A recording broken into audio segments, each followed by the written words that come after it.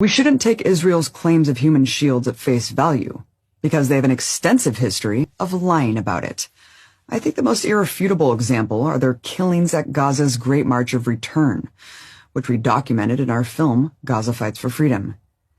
At this Great March, Israeli snipers directly targeted and killed 183 unarmed demonstrators, including 35 innocent children at these protests, journalists, marked press, medics performing medical aid, a man in a wheelchair, and so many more.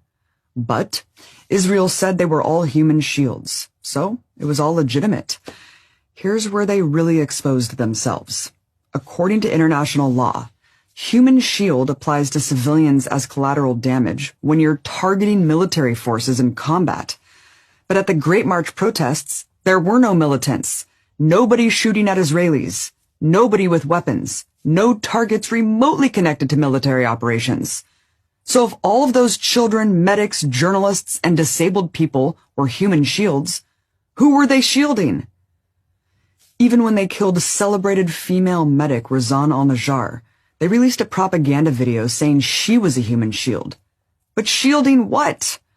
Under no circumstances would killing that many civilians at an unarmed protest, with the defense that they were human shields for non-existent military